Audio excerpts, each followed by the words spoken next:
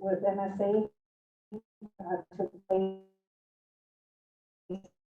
last week.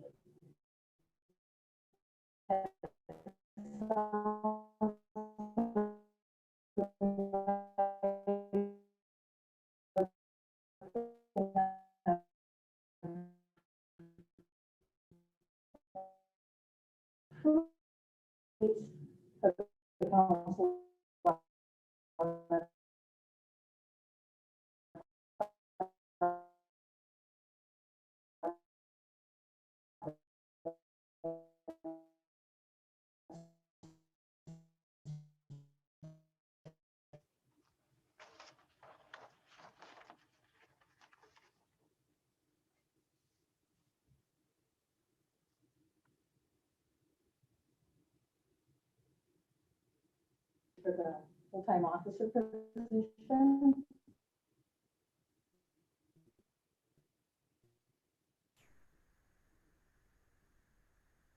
And there are 3 candidates, and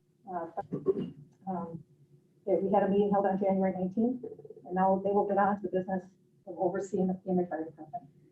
I'll provide the minutes from those meetings after each committee meeting they participate in. So, any questions? Thank you, Patty. Okay, thanks. Tom, you're up. Can you hear me? Sure can. All right, yeah, your audio is coming in and out, so I haven't been able to hear much at all there, but I provided the council the activity reports for the month of January there. A note on there is the underage drinking and possession of tobacco products. We saw an increase in that there.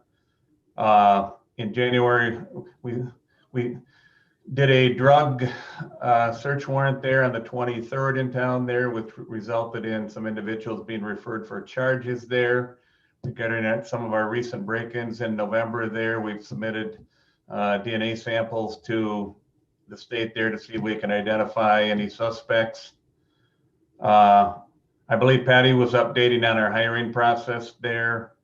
We're hoping to have someone on board by near the beginning of March there. And I did also present some figures for 2019 and 2020 there. And I'm just going to go over just a few little things there. Most of the things between 19 and 20 were down. I'm sure that's COVID related, obviously. Our mileage was down by about 10%. We put out about 60,000 miles in 19, and we put just under 55,000 in 2020. Our incidents were down from 413 down to 337.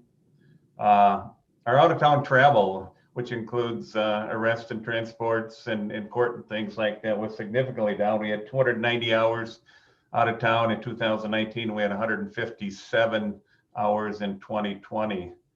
One area that's on increase was our traffic citations. We had 300 in 2019, and we had 364 in 2020 there. So those are just a few of the highlights there. Our mental health calls were down by about a third there. Our disorderly conducts were down by about a third there. So COVID, I'm sure played a part in that. So that's about all I have for the evening. Thank you, Tom. Thank you.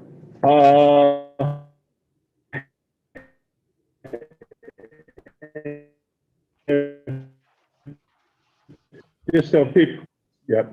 And it's going up, but it's settled down now. Library Director, Amy. Hello. Hi. Yes, we had lots going on at the library this month, so I'm just going to touch on a few things that have happened over the last month and a half. So the library hosted Books and Brews on January 7th, and there were 13 participants. The library hosted a December surprise craft kits, and we had a total of 35 kits were distributed. We had a story time with the Snow Queen on December 23rd. There were 17 participants. We had another holiday Snow Queen event on the 24th of December. There were 25 participants. We hosted a craft kits for kids of all ages and distributed a total of 278 kits. We hosted a New Year's Eve craft kits for kids, and there were 48 distributed then. We had of all of our curbside appointments in the month of December, we had 686 curbside appointments, and we circulated 3,446 materials. And then for me personally, I attended the WLA Leadership Orientation on the 15th of January. And also I talked with Bob Zank during Coffee Klatch on the 12th of January as well. So those are some of the things that happened at the library.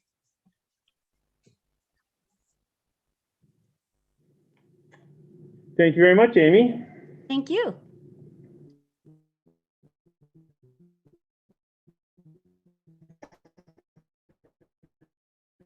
Okay, let's go to live here with. All right, well, first, we had some snowfall this time. And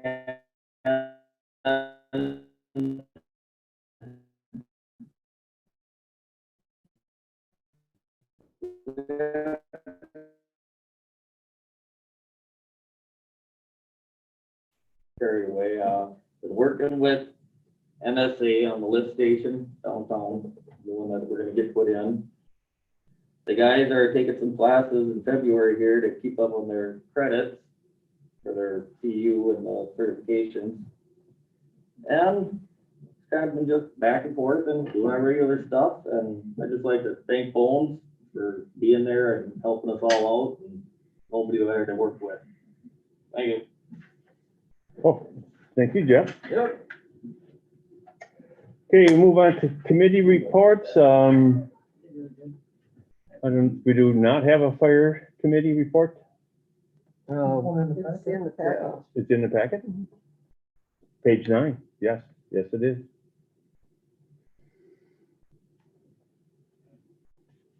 Okay, you wanna do that, Chad, or?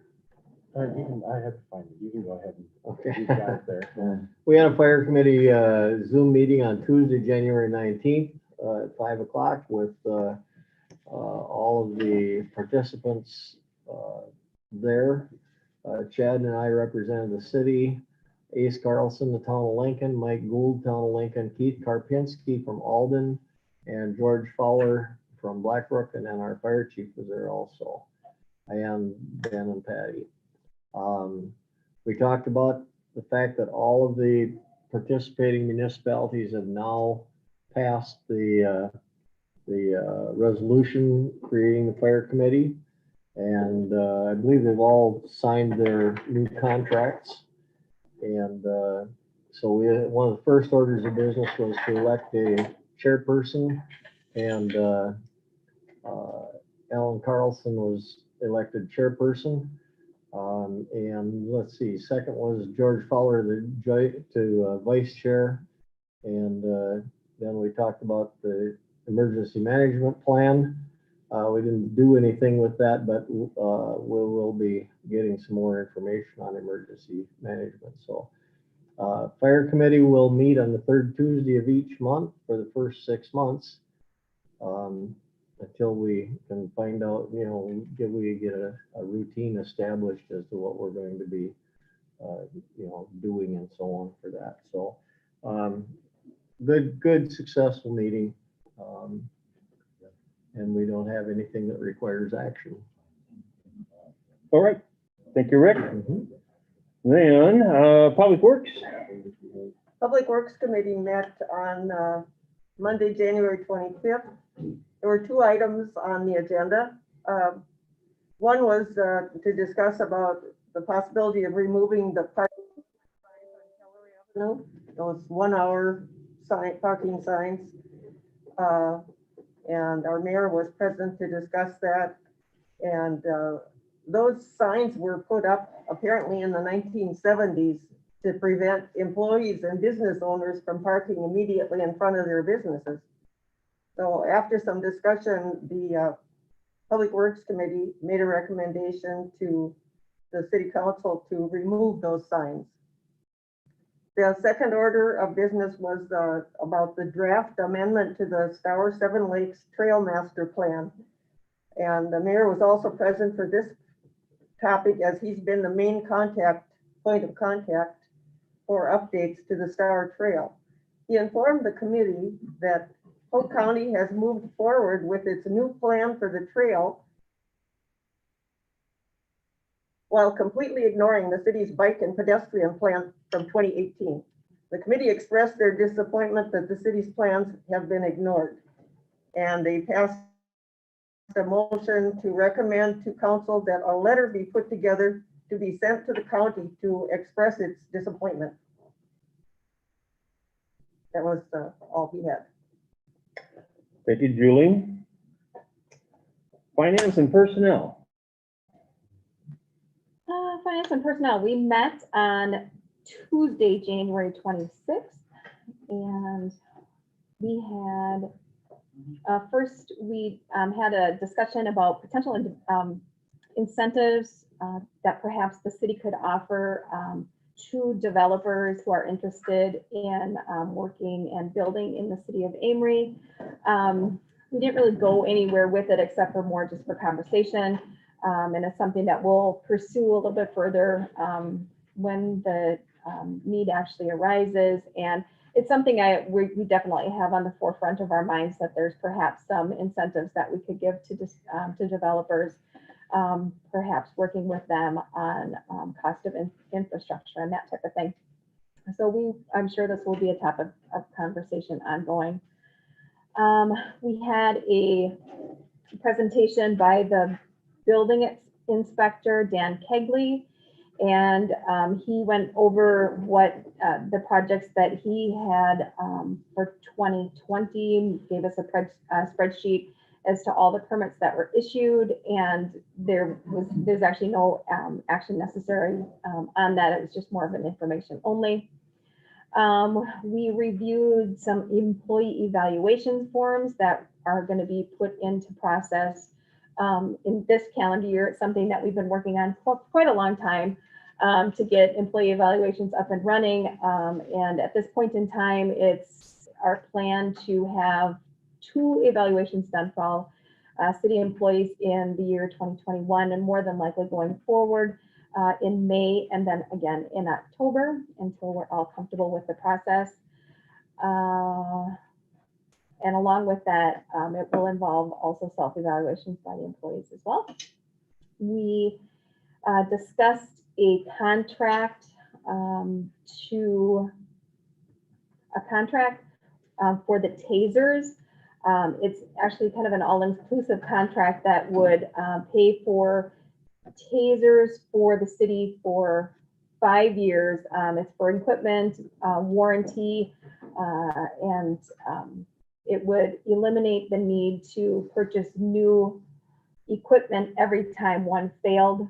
So it's definitely something that in the long run, it's going to end up saving money. And just because we're going to have new equipment all the time. So that is an action item for tonight. We went in closed session to discuss Public Works Director and Public Works General Labor positions that are open, and review some applications. We also discussed the police officer, full-time police officer position that was discussed earlier by Chief. And we came back into open session and adjourned. Thank you very much. Okay, public safety. Public safety met on January 26th via Zoom. There were 3 topics on the agenda. One was removal of the parking signs on Keller Avenue, which has been discussed already. Public safety took no further action at that time. Emergency management plan was discussed briefly, and Ben Jansen is taking some classes to get up to speed on that. And then we did have one point. We adopted ordinance 022021, which adopts the updated chapter 405 of the Vehicle and Traffic Code for the city. And that will be forwarded tonight, I believe, for full council to be approved. And we adjourned in about 23 minutes, somewhere around that. It was a wonderful meeting. Thank you very much, Tim. Plan Commission. Yeah, we met on January 28th, and we had one item on the agenda, which was the public hearing for the City of Amory code adoption, the new code. And there were no comments from the public at that meeting, and a lot of it was by Zoom anyway. A motion was entertained to just close the public hearing, and that item will be up for a vote tonight. All right. Thank you very much, Julie. Okay. Consent agenda items, if I would entertain a motion. So move. Second? Any further discussion?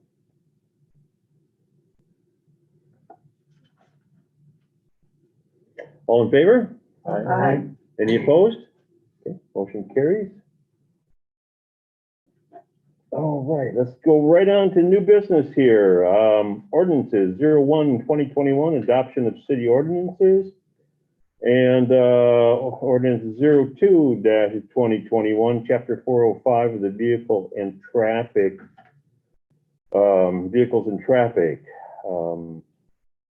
Both were brought forth, one from the Plan Commission, one from the Public Safety. Do we have any discussion?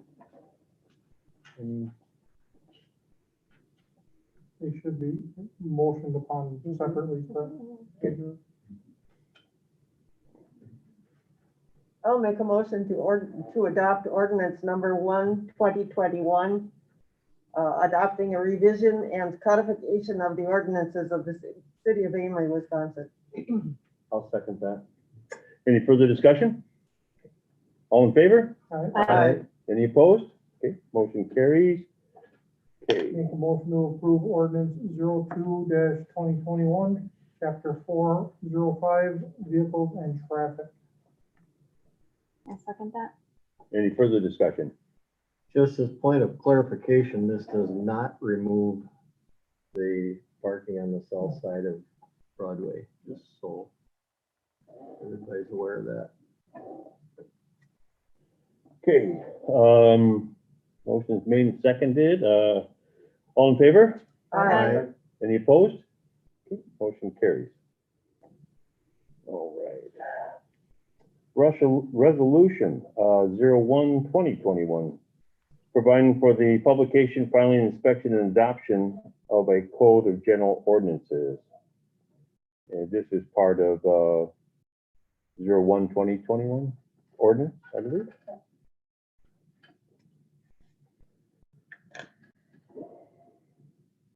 And this is a resolution just more or less for publication. Okay. Move to accept resolution 01-2021. I'll second it. Any further discussion? Okay, all in favor? Aye. Any opposed? Okay, motion carries. Okay, moving on, we got some mayor's proclamations coming up here. First of all, I have the 100th anniversary of the Amory Women's Club. Do you have things you would like to say before? Okay, yep. I'm Nell Anderson. I'm the president of the Amory Women's Club. And I just would like to share our mission statement that has been in effect for these last 100 years. The Amory Women's Club is dedicated to community improvement by enhancing the lives of others through volunteer service. Our members work to support the arts, preserve natural resources, advance education, promote healthy lifestyles, encourage civic responsibility, and work towards peace and understanding. Some of the projects that we've done over the years, I think one of the big ones is in 1928, we started the public library. And I was able to, the Amory Public Library, I was able to go through some of the old minutes, and it said that the first meeting that they had to start the public library, they voted to give $20 to buy books for the library. And the women said, no, we can do better than that. So then they gave $25 to buy books. And at that time, you could get books through the state for about 10 cents a book. So that's how the library started, and soon turned it over to the city to be able to take care of that.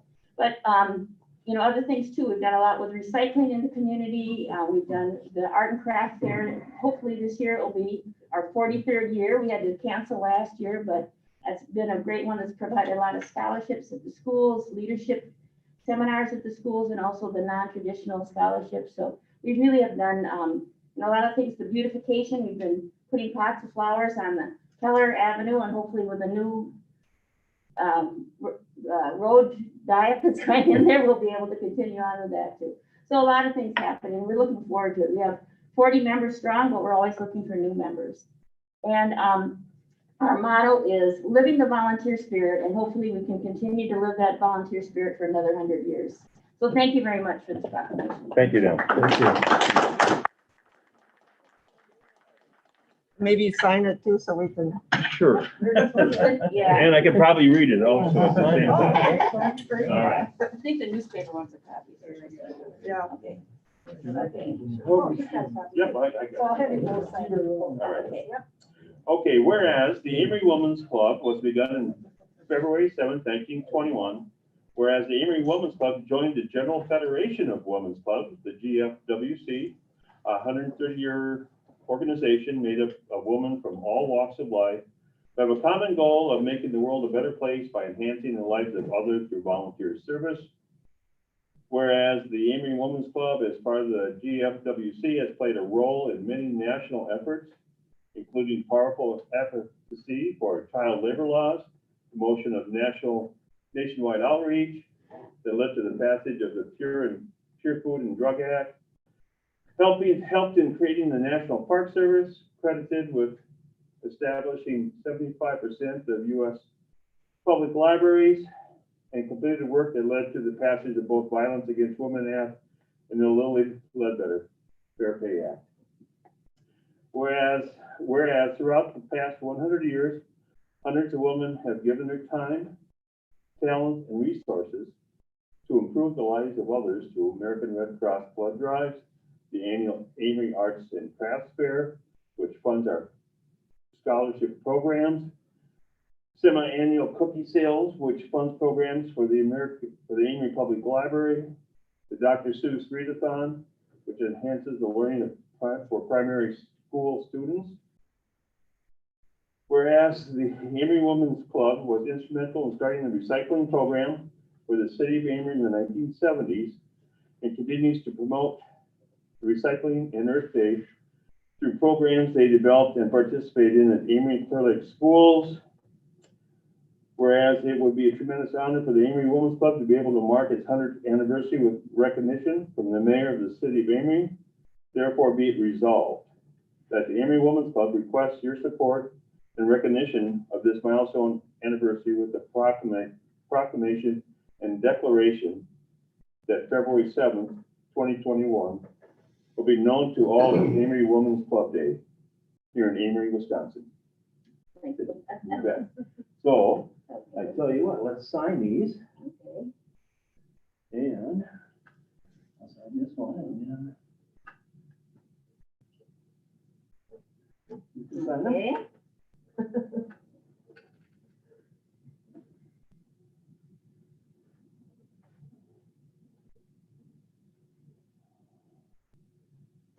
Okay. You look up at the one?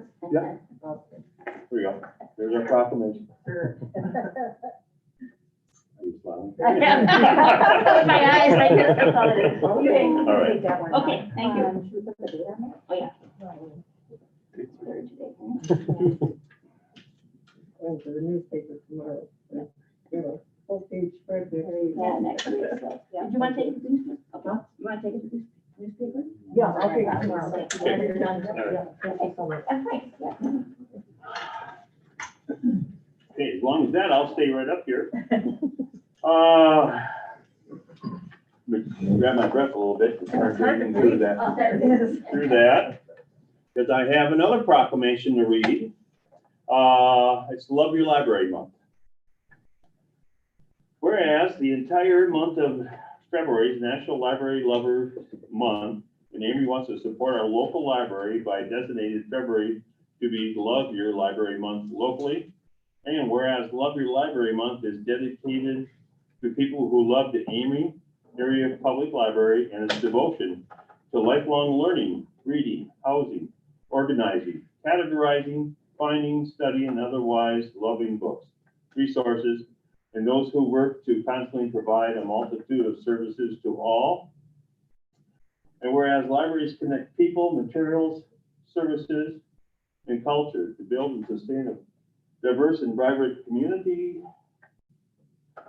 Whereas in a world undergoing constant change, libraries provide enduring connections to the past and future of our communities, nations, and civilizations. And whereas the expansion of electronic networks linking libraries and the resources and services make possible better and more easily accessible information for library users around the world. And whereas libraries provide entry to important research about health, economics, housing, the environment, and countless other areas to support better living conditions and to help people lead longer, more productive, and fulfilling lives. And whereas the Amory Public Library offers kids story times, teen programming, summer reading programs, and countless other programs, services, and activities to encourage children to begin and continue habits of reading and exploration that will benefit their entire life. And whereas the Amory Public Library engages the people of Amory and the surrounding areas with services, spaces, and resources to enrich their lives, consistently support lifelong learning in our Amory area community. Now, therefore, I, Paul Isaacson, by virtue of the authority vested in me as mayor of the city of Amory, Wisconsin, on behalf of the entire city council, do hereby proclaim February as Love Your Library Month in Amory, Wisconsin, and urge everyone to utilize the Amory Public Library and thank the librarian for making this unique and wonderful institution possible. So, We'll get a picture of you with that too, since we don't have any photographers here. Yeah, Patty, what did you do? let me fill it in here and then.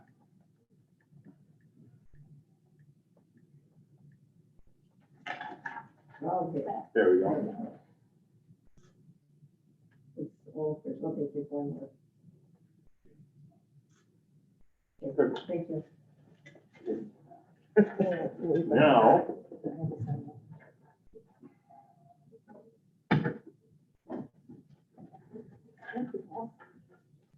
and I'd like to highlight the fact that the Amory Women's Club is celebrating 100 years at the same time Amory is proclaiming library as Love Your Library Month, and that the Amory Women's Club founded the Amory Library in 1928. It is important to recognize the Amory Women's Club and their continued community support and long-lasting contribution to the Amory Library and the Amory community. We would like to acknowledge that the proclamation of Love Your Library Month in Amory would not be possible had the Amory Women's Club not founded the Amory Library. The Amory is grateful that the Amory Women's Club has worked, supported, and believed in the Amory Area Public Library for the past 93 years and continues to do so in the future. Thank you very much. That's very nice.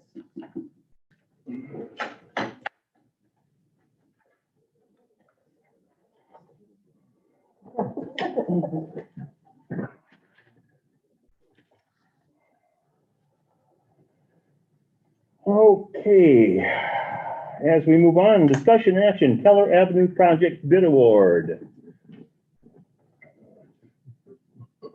And who is going to do that?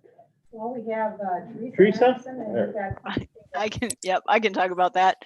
And then we might pull Dave in here a little bit too, but I had sent, I hope it made it into your packets or later than the packets, a letter recommending award and then the notice of award and the bid tabulation. You did receive 5 bids for the project. A1 Excavating was the low bidder. You had pre-qualified all the bidders, so we know they were a qualified, responsible bidder.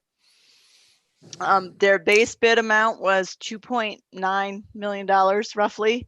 There was an alternate bid with the project for using PVC water main instead of ductile iron.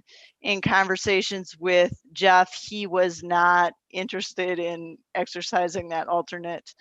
And so we're recommending going with the base bid without the alternate, which still keeps the project on budget. So that's where you're at. I'd be happy to answer questions if there are any. When do we get to meet the people from A1?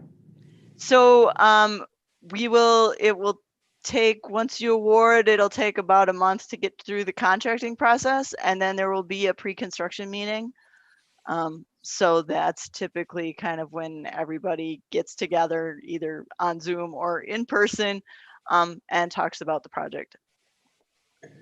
So, okay, I guess a lot of people around here, including the council and us and the residents of the city of Amory, don't want to wait a full 30 days. So, but if that's what it is going to be, that's the way it has to be. So if they can come up and give us some things to overlook or to help us through this project coming up, that would be nice. Okay. What type of format would you, are you looking like at a public info meeting for that, or are you just thinking like something meeting with the Public Works Committee? Probably just with Public Works maybe, and kind of informal, just to give us a sense of direction. Okay. If they have any yet, where are they going to start? How are they going to do it? Are they going to tear up all of Main Street at one time, or are they going to go block by block? North, south. Is there any of that kind of things that they can answer would help? Okay. It's a big project. I think that they might be willing to come and meet with the committee and just kind of at least get introductions made and talk about if they have any of that worked through yet, how they're planning to schedule it and that type of thing. So I will forward that request to them as well, and we'll see if we can get something arranged. And they'll have a schedule at the pre-construction meeting as well. So I know that we've had some meetings. Eric Evenson was there regarding businesses and so forth as well. So we just have to keep in touch and so forth. I also presented some information to Patty last week regarding the financing of the project. I don't know if that would have made it into the packets, but if you wanted me to go through that a little bit, Mayor, I can certainly do that if you like. I think that would be good. Okay. So hopefully you got the spreadsheet. When we're looking at this project, we're looking at the entire project is looking at about 3.6 million when you look at the construction. There was acquisition services, also acquisition of property that we had to go through to get some of the right of way. We also looked at, put the engineering costs in there, the acquisition services, surveying, and then with the Clean Water Fund and the Safe Drinking Water program, they will also fund the admin and the applications that we made for the funding for this project. So really we're talking about a $3.6 million project. We did get the $1 million grant from the CDBG. We're looking at loans from the Safe Drinking Water Loan Program, which handles the water side of it. Clean Water Fund handles the sanitary sewer side. So just short of $1.1 million loans on that. We don't believe that there's going to be any principal forgiveness. The project didn't score that high enough. However, that loans, those two loan programs are at interest rates of less than 1%. In fact, I think their new interest rate is 0.89 or something like that. And then there's a category there of project parts of the project that can't be funded under, any of the loan program or the grant program. So what I did is I put a spreadsheet together because TIF number 6, which was created in 2004, that TIF district will fund most of this project, if not all of this project actually. And so the spreadsheet that I put together is kind of a cash flow projection for going forward into until 2031 with this TIF district, okay, which is the life of that TIF district, and that's TIF number 6, okay. So what that spreadsheet shows is that with the 1.1 million or $2.2 million of safe drinking water loan and clean water fund loan, and the under $500,000 of the that the city has to borrow for this project, the TIF district number 6 is going to pay the debt service for that project. So if you look at that, we look at the year end, we've got the existing debt service that is currently being paid by TIF number 6. We have the proposed debt service for the Clean Water Fund Safe Drinking Water loan. It's a 10-year loan. We have the proposed debt service for the city of Amory. We've got some other costs in there. So if you look at the very last column, in 2031, you see a positive balance of, $623,000. So the TIF district, TIF number 6, is going to basically pay for this project and pay all the loans that are associated with the project. So you're in good shape with that TIF district. The other thing too is TIF number 9, which we created a couple years ago, which overlays this district, already has $1.5 million of value increment in it. So you're in good shape with this project as far as for paying for it. So any questions on the financing or anything? No, thank you. That's I think what we all wanted to hear. Well, good.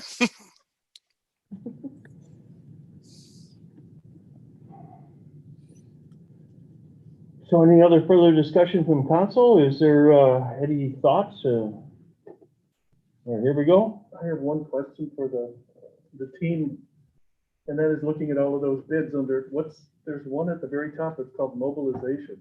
What is it, and why does that vary so much between all the bids? If there's from 37,000 all the way up to 130,000. So mobilization includes some items that that the contractor needs to do before the project starts. So they get bonding, they provide insurance, they need to get their equipment to the job site. They start ordering or submitting paperwork on supplies that they're going to order. So those types of things. And then very frequently, they also roll some of their profit into that item. That's allowed. And so that would be why you see that variation, because some of them are rolling more of their profit into that, and some of them are splitting it out across more of the different bid items. Okay, I guess my only concern would be is if it was, and this one sounds like it's a pretty soft category, but it would only if somebody missed something or somebody went way over the top for something. But this sounds like something that could vary widely between. So, and you'll notice that that's a lump sum bid too, and you see some of the quantities there being linear foot or square yards and that, and that's the estimate that we put together in terms of the how much curb and gutter and sidewalk and so forth. Those prices. Correct me if I'm wrong, Teresa, but what they put in there for their bid price, the unit price, is what they're going to charge the city. So in some cases, those unit prices and the quantities might go down, then the price would go down.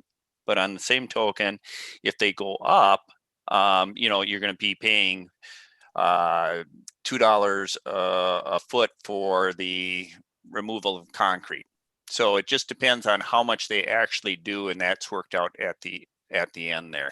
And that's a better system because if there's change orders associated with the project, if it wasn't on a per unit basis, you know, there might be a little added cost if it were on a lump sum basis.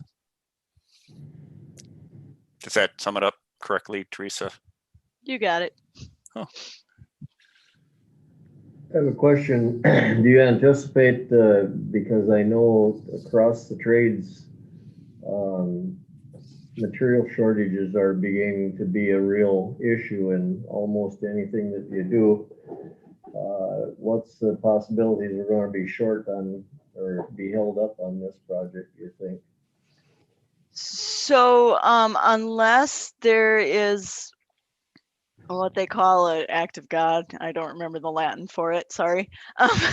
But typically, you know, when we get this far into the project and you bid on it, the contractor has a contract to provide these materials. So they've sourced them, they've gotten their quantities, they know where they're getting them from.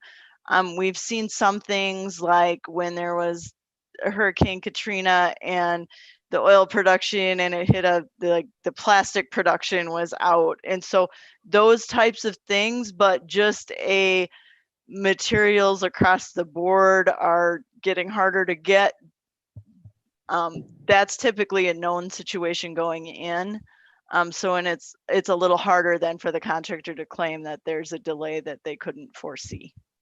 Pipeline. Yeah. Pipeline. Factor deal. So the overall 3.6 million is the total project cost. From what I've heard you say, we got a $1 million grant. We got 2.1 million coming from safe and clean water loans and $500,000 loan the city has to borrow. Is that correct?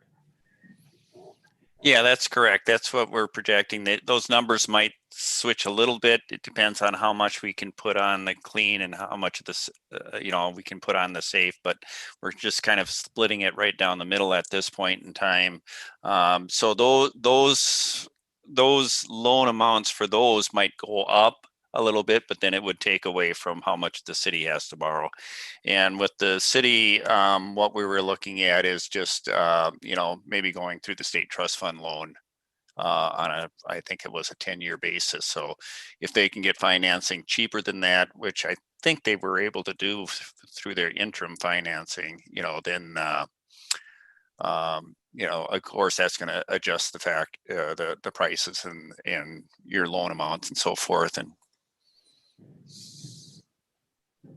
But again, you've got a really good cushion here with TIF number 6. If you look at, like I said, the you know, column M on that spreadsheet, there's about 623,000. What we're projecting, it's based on your value increment in 2020, which is a little over 12 million. That's what creates the tax increment. And if that remains the same, you know, you're going to have about a $623,000 dollar fund balance at the end of this TIF district. Now, if those value increments keep growing, as you can see in 2017, 2018, and then it jumped to, you know, 12 million. If that value keeps going up, that's going to create more tax increment, which is going to, you know, in the long run, you know, have a larger cash flow. So you're in very good shape with this TIF district. And you know, it's just, you know, that's the numbers that we have at this point in time. And if that continues to grow, like I said, you'll get more tax increment.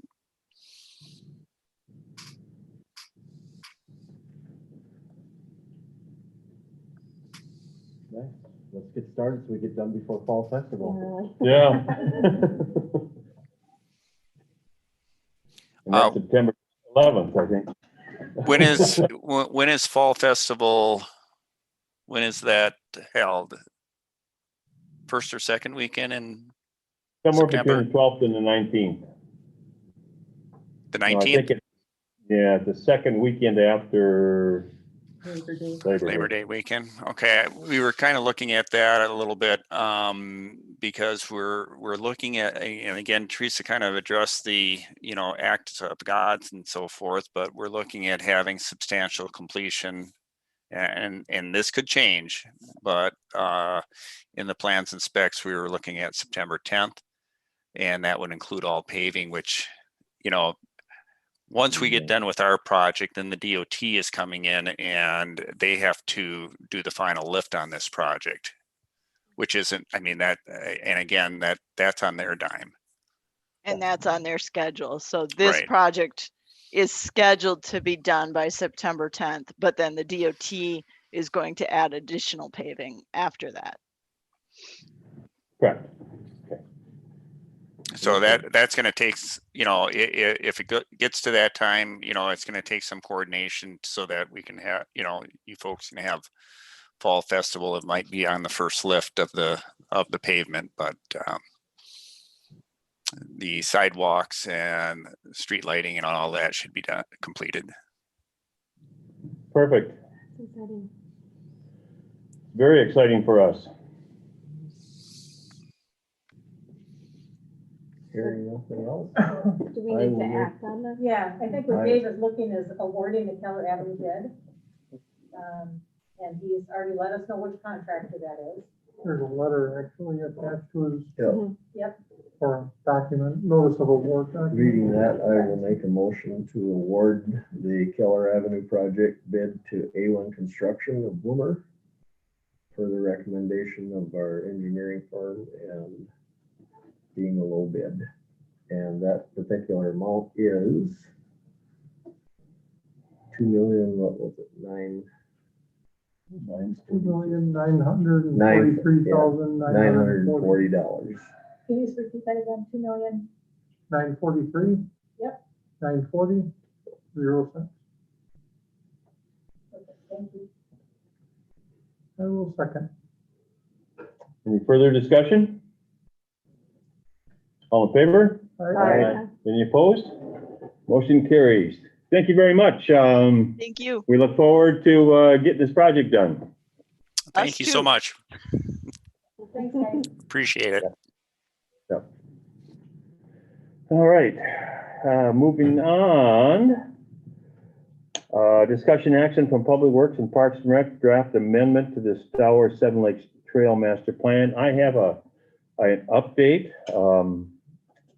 I got an email from Tim Anderson, the county planner, saying he wanted a resolution that we were going to work with the city to move forward on planning with the county for this project, for overlaying the bicycle and pedestrian plan on their plan. And I sent him the paperwork where we approved it in a special council meeting, July 25th, 2018. He said that's all we needed from him. He is going to reach out to a couple of communities where cities have added a master plan that want to be overlaid on their other plan, other state plans. So he's going to find out how that works and work with us to move forward. He was kind of apologetic because they didn't include us. They just rolled right over us. And so that being said, we should know in a couple of weeks and how this project's moving forward. I've also contacted other people within the DNR to voice our displeasure in this rollover of Amory. And to answer Eric's question, why it was done so quickly. It didn't have to be done that quick, and they got lots of things to do. I really don't mind snowmobiles coming into town, but to do it this way, and there's other plans that can be made. I think we should listen and see what they have to say. So I'll have more information in the next meeting. And to clarify, is Tim from the county or is he from the DNR? Tim Anderson is from, he's the county planner. Okay. The county planner. Okay, discussion action from Public Works, removal parking limit signs on Keller Avenue.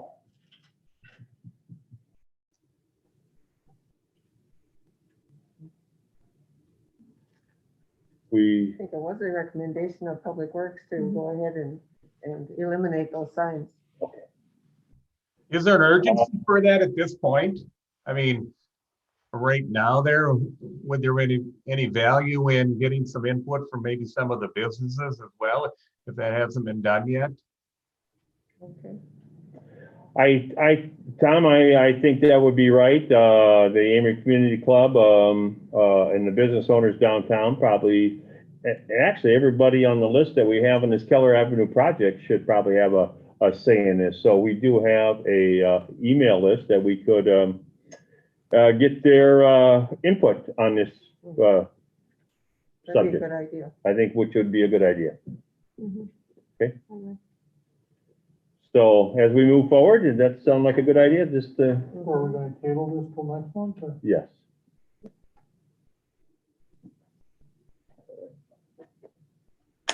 Okay, discussion action from finance and personnel, the Axon contract. Tim, you want to speak to this? Sure, this is one of my pet projects. In my regular job and working with Tom and the guys from Amory, the equipment that they currently have for their TASER. So just for information, TASER International changed their name a few years ago to Axon. So if you're talking about Axon, you're talking about body cameras, you're talking about the electronic control devices, TASERs. The names are interchangeable, so if you see the two, that's the difference. And anyway, so the equipment that the city currently has is getting to be antiquated. It is not, a lot of them are not supported anymore. And the cost to retrain the officers is, always increasing. The cartridges are about $40 a piece at this point. Batteries are right around anywhere from $60 to $110 or $120 a piece. If one of their units would go down, they would end up, TASER would not support them anymore because they're out of date, not being manufactured. So they would have to transition to a new unit, and you're talking anywhere from $1,500 to up to $2,000 per unit. So for my regular job, I contacted TASER because we were having a similar problem, and they have a contract program. So the contract's a 5-year contract. In the contract, it provides all the materials needed for the department for the next 5 years. You pay a fee, and correct me on the number, it's 4144, I believe. 4144 per year over the next 5 years. And in that, they will have the TASER 7, which is the latest model of TASER. It provides for all the training cartridges, it provides the batteries, it provides the docks, it provides all the equipment needed for the department to be outfitted with brand new TASERs. At the end of the 5 years, if the contract is renewed, they get whatever the next model unit is, if it's a TASER 8 or 12 or 15, or if they give it some other name. The nice thing about this program is it fixes our costs for the next 5 years. We know that it's going to be $4,100, and our equipment's going to be all under warranty. It's going to be, if we have a unit that goes down, we contact TASER, they replace it, we send ours back, they send us a new one, and we're back in business. Their customer service is outstanding. One thing about Axon TASER is they are a premium company, so you pay a premium price for it. But again, their service is outstanding, and their products are excellent. The new TASER 7 has a lot of benefits. I'm not going to go into it with the council, but has a lot of benefits for the user. It's a lot safer for the user. It's safer for the people being used upon. And it's just a much, much better product and unit that's out there. So. The other benefit too is they do have an instructor that perhaps would donate some of his time. So the training is going to be, or at least cost for training is going to be fairly minimal. That being said, I make the recommendation that we move forward with the contract with Axon for a new TASER. I do have some questions, but we can do it after the motions have been made. Okay, second. Any further discussion, Yeah, Jeff? my question was, how many units are included? It's enough to outfit our entire So there's department? gonna be and- 6 units, Okay, which at no time, I mean, it's gonna be a very rare occasion that there's gonna be more than 6 officers working at the Yeah. same time. Again, that includes the docks, that includes everything. So we have a deployment, one of the officers has an on-duty deployment, we contact TASER, they send us a new cartridge. So if we deploy twice a year, they send us 2 cartridges. We deploy 200 times a year, they send us 200 cartridges. No increase in fee, it's just covered under that contract. Just So, to give I a mean- lot, go ahead. I was just gonna say per officer, we're not talking a lot of money then per year, right? So we break it down by the number of officers. So is there a cost savings compared to what we're doing now? Not really, a little bit, but we don't have to have that mass outlay of purchasing the new equipment every few years. It also sounds like you don't have to manage, micromanage that. It's across the board. You don't have to say, well, that one's 3 years old, that one's 2 years old. Exactly. You gotta think about replacing this one and then one breaks. Well, this one's under warranty, this one's not, this one is, Yeah, it's all covered under warranty. that's when things get missed. You all have the best equipment. If there's a problem, you send it back, they send you a new one. In my department, I've had to send 2 products back. We had to send 1 camera back because it kind of got rolled over in the mud. We had a brand new camera in 2 days, go back in business. So the customer service is outstanding. Just to add what Tim had, said, he had shared that with me there. Our tasers are currently, we purchased in 2016. So it was on the docket to be brought up in 2022 for replacement there. And Tim is absolutely correct on the cost of the cartridges. They're about $40 a piece there, and we probably spend at training probably $600 to $700 a year. Would that be reasonable, Tim, in your mind? At least in my mind, it is. We're at 600. You're probably about 1,200 a year for training cartridges, and then batteries are about $100 a piece. And so We do have a few items that we'd be able to, I believe, sell or barter with or whatever like that. As I don't believe that our existing cartridges would have any value to us and stuff like that. So we may be able to recoup some money toward that. On the other side of it there, it certainly wasn't budgeted this year. We can certainly try to find that $4,100 in different areas of our budget.